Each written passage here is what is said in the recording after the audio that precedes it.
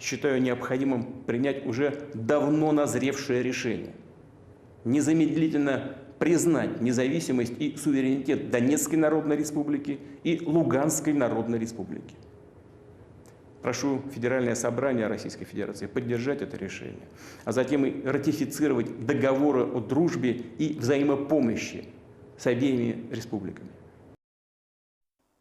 Hello everyone, welcome back to my channel. आज हम, जैसा कि आप जानते हैं, कि रशिया ने अपनी मिलिट्री को फर्दर एडवांस किया है डोनबस रीजन से, और अब वो कैपिटल जो है यूक्रेन की, जो है कीव, वहाँ पर प्रोसीड कर रही है। उसके बारे में आज हम डिस्कस करेंगे। तो ये सेशन काफ़ी इंपॉर्टेंट होने वाला है आप लोगों के लिए। सेशन को एंड तक देखिएगा। इस सेशन में हम बेसिकली इसको 3 फ्रेगमेंट इसके करेंगे। सबसे पहले हम ये डिस्कस करेंगे कि इसकी इम्पोर्टेंस क्या है, यूक्रेन की इम्पोर्टेंस क्या है वेस्ट के लिए और रशिया के लिए। सेकेंडली हम डिस्कस करेंगे इसकी बैकग्राउंड, इसके बैकग्राउंड की ब्रीफ टाइमलाइन हम लोग लेंगे कि 2014 से ये आज तक कैसे प्रोसीड किया है। थर्डली हम ये डिस्कस करेंगे कि इसके रिपरकशंस क्या होंगे वर्ल्ड वाइड भी और इंडिया के कॉन्टेक्स्ट में भी। ठीक है, तो आइए स्टार्ट करते हैं। सबसे पहले हम समझेंगे इसकी इम्पोर्टेंस क्या है। तो इसकी इम्पोर्टेंस अगर हमें वेस्ट के लिए देखना है तो हम इसको ऐसा समझ सकते हैं कि जो यूक्रेन है उसका पॉलिटिकल स्ट्रक्चर अगर हम देखें तो वो डेमोक्रेटिक प्रिंसिपल्स को सपोर्ट करती है, और यही डेमोक्रेटिक स्ट्रक्चर हमें वेस्ट और ज़्यादातर यूरोपियन कंट्री हैं, जो वेस्टर्न यूरोपियन कंट्रीज़ हैं, वहाँ देखने को मिलता है। तो दोनों का डेमोक्रेटिक स्ट्रक्चर जो है वो सेम है। सेकेंडली ये है जो रशिया की इंपेरियलिस्ट पॉलिसीज़ हैं उनको चेक करने के लिए ये जो पर्टिकुलर स्टेट है ये काफ़ी इम्पोर्टेंस रखता है वेस्टर्न कंट्रीज़ के लिए। ठीक है, तो इन अ वे हम बोल सकते हैं कि जो बैलेंस ऑफ पावर है यूरेशियन कॉन्टिनेंट में, अगर वो मेंटेन करनी है तो इसकी काफ़ी बड़ी इंपॉर्टेंस है यूक्रेन की, ये हम बोल सकते हैं। अब हम डिस्कस करेंगे कि इसकी इंपॉर्टेंस रशिया के लिए क्या है। तो रशिया के लिए Ukraine as a buffer state काम करता है कि वेस्टर्न में जो कंट्रीज़ हैं वो सारी नाटो मेंबर्स हैं। ठीक है, इनफैक्ट कुछ ऊपर भी, जैसे लाटविया, लिथुनिया, बेलारूस को छोड़ दें तो, क्योंकि बेलारूस खुद एक प्रो रशिया कंट्री है, तो वो सारी नाटो मेंबर्स हैं। तो नाटो के एक्सपेंशन को एक तरीके से रोकने के लिए ये काफ़ी as a buffer state use करते हैं। सेकेंडली ये रशिया के लिए जियो इकोनॉमिक बेनिफिट रखता है। मेडिटेरियन रीजन में जो वो डोमिनेशन चाहता है तो उसके लिए उसका रीज़न ये है ताकि उसकी जो नेचुरल गैस की जो पाइपलाइन है वो सेफली काम करती रहे, और इससे उसको कुछ ना कुछ इकोनॉमिक बेनिफिट मिलेगा, प्लस उसका डोमिनेशन बने रहेगा उस रीजन का अपना एक स्ट्रेटेजिक इंपॉर्टेंस भी है रशिया के लिए। तो इसलिए मैंने बोला ये जियो इकोनॉमिक एडवांटेज प्रोवाइड करता है रशिया को। ठीक है, हमने समझ लिया इसकी इम्पोर्टेंस को।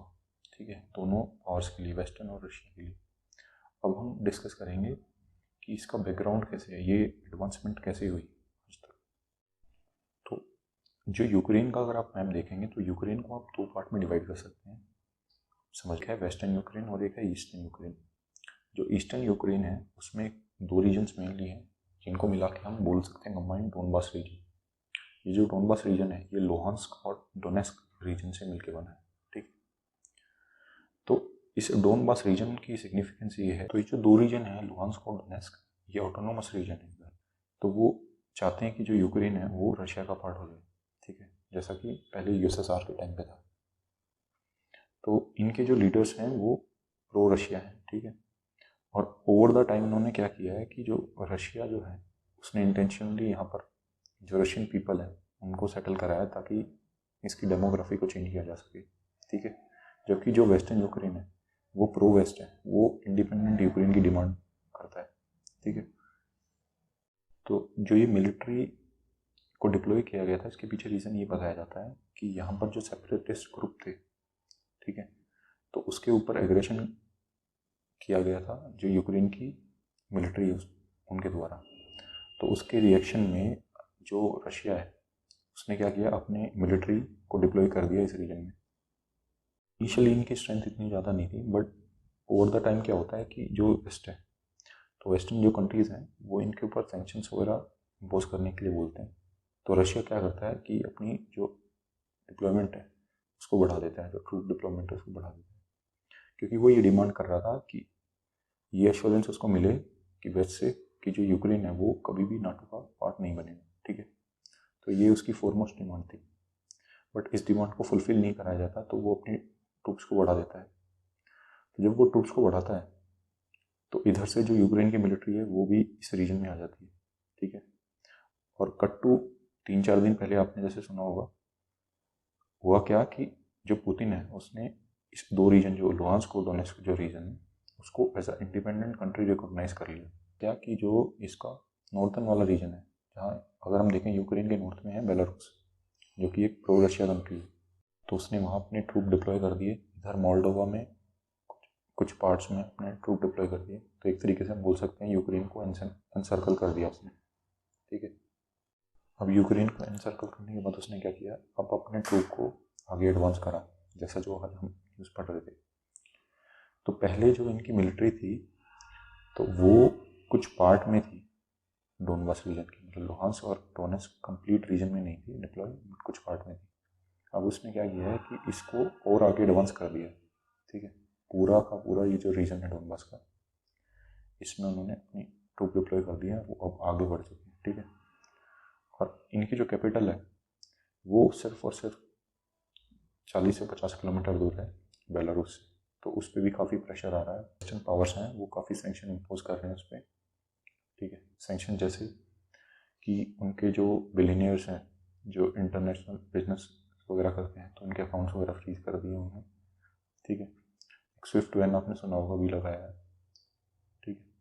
स्विफ्ट बैन में क्या हुआ कि आपके जो बैंक हैं जितने भी, ठीक है, वो कोई भी अगर इंटरनेशनल ट्रांजैक्शन करते हैं तो उसको फ्रीज करा दिया जाएगा, ठीक है। तो इससे काफ़ी जो है इकोनॉमिक इम्पैक्ट पड़ेगा रशिया के ऊपर, ये बोल सकते। और क्या किया कि जो नॉर्थ स्ट्रीम 2 गैस पाइपलाइन जो है उस पर भी सैंक्शन इम्पोज कर दिए, ठीक है। हालांकि इसमें जो ये स्विफ्ट बैन है इससे थोड़ा बहुत इकोनॉमिक इम्पैक्ट इनको पड़ेगा, बाकी सैंक्शंस का कोई इतना इम्पैक्ट हमें देखने को नहीं मिलेगा, ठीक है। तो अब हमने डिस्कस कर लिया इसका बैकग्राउंड, चलेंगे इसके रिपरकशंस क्या क्या हो सकते हैं वर्ल्ड वाइड भी और इंडिया के कंटेक्स्ट में भी, ठीक है। तो सबसे पहली बात तो आपने देखी होगी कि ग्लोबल मार्केट तुरंत जैसे ये डिक्लेरेशन हुई क्रैश करके, तो ग्लोबल मार्केट पे काफ़ी इफेक्ट पड़ेगा इस चीज़ का, ठीक है। जिससे हमारे जो ऑयल प्राइसेस वगैरह हैं उनमें भी काफ़ी चेंज देखने को मिलेगा, ठीक है। दूसरी बात, इन फ्यूचर हमें यूरोप में एनर्जी क्राइसिस देखने को मिल सकता है। वो इसलिए क्योंकि जो यूरोप है वो मेजर इंपोर्टर है नेचुरल गैस का। कहाँ से आती है और ये नेचुरल गैस, ये आती है नॉर्थ स्ट्रीम पाइपलाइन से, जो कि है रशिया की, ठीक है जी। तो हो सकता है कि वहाँ हमें एनर्जी क्राइसिस देखने को मिले, ठीक है। और इसका काफ़ी इंपैक्ट हमें देखने को मिल सकता है जर्मनी में, जो कि जिसकी 70 to 80% जो नीड है वो रशिया से फुलफिल होती है, ठीक है। इसके चलते हमें रिसेशन भी देखने को मिल सकता है। थर्ड थिंग ये है कि जो फर्टिलाइज़र है, फर्टिलाइज़र का जो रशिया है वो सेकंड लार्जेस्ट एक्सपोर्टर है यूएस के बाद, ठीक है जी। तो फर्टिलाइज़र सेक्टर के जो रेट्स हैं वो काफ़ी बढ़ सकते हैं, जिससे कि फूड प्राइस इन्फ्लेशन आने के चांसेस हैं, ठीक है जी। एक इकोनॉमिकल लॉस हम भूल सकते हैं रशिया के होगा, बट वो बहुत माइनर सा हम देखने को मिलेगा, क्योंकि सैंक्शंस का कोई इतना ज़्यादा फर्क पड़ेगा नहीं, ठीक है, छोड़ के ये जो स्विफ्ट बैन हुआ है उससे। इंडिया के कंटेक्स्ट में अगर हम देखें तो मेजर जो कंसर्न देखने को मिल रहा है इंडिया को वो ये है कि इंडिया की 20,000 जो लोग हैं वो वहाँ पर फंसे हुए हैं, ठीक है। तो कुछ तो उनमें से आ चुके हैं ऑलरेडी, जो एयर इंडिया की फ़्लाइट कंटिन्यूसली जो चल रही हैं, बट अभी रिसेंटली अभी एक चीज़ देखने को मिला है जिसमें कि जो यूक्रेन है उसने अपना एयर स्पेस क्लोज कर दिया। तो इसके लिए जो गवर्नमेंट ऑफ इंडिया है वो क्या कर रही है, यूक्रेनियन अथॉरिटीज़ के साथ डिप्लोमेटिक चैनल के थ्रू बातें कर रही है, जिसके थ्रू या तो वो कोई ट्रेड रूट ढूंढेगी जिसमें कि जो यूक्रेन से जो सिटीजन्स हैं, इंडियन सिटीजन जो यूक्रेन में हैं, उनको वाया लैंड रूट किसी दूसरी कंट्री में लाया जाएगा और वहाँ से फिर एयरलिफ्ट कराया जाएगा। बाकी एक तो ये कंसर्न है। दूसरा कंसर्न ये है कि अभी जैसे जो इंडिया है, इंडिया का जो स्टांस है इस पर्टिकुलर क्राइसिस को लेते हुए ये है कि इंडिया चाहता है कि डीएस्केलेशन हो और पीसफुल रेजोल्यूशन हो डिस्प्यूट, ठीक है।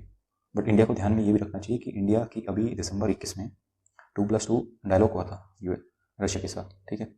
और रशिया के जो प्रेसिडेंट हैं वो इंडिया की विजिट पे थे, ठीक है, क्योंकि हम S-400 खरीद रहे हैं जैसा कि आपको पता होगा, ठीक है। तो ये सारी कैलकुलेशंस को ध्यान में रखते हुए इंडिया को अपना नेक्स्ट मूव चलना होगा, ठीक है। तो एक बड़ी डिलेमा हम बोल सकते हैं इंडिया के लिए है, ठीक है। बाकी और जो भी डेवलपमेंट्स देखने को मिलेंगे वो हम शॉर्टली जो है कवर करेंगे अपने आगे वाले लेक्चर से, ठीक है। बाकी आशा करते हैं आपको समझ में आया होगा, ठीक है। अगर आपको हमारी इनिशिएटिव पसंद आया तो आप हमारे चैनल को सब्सक्राइब कर सकते हैं, ठीक है। जय हिंद।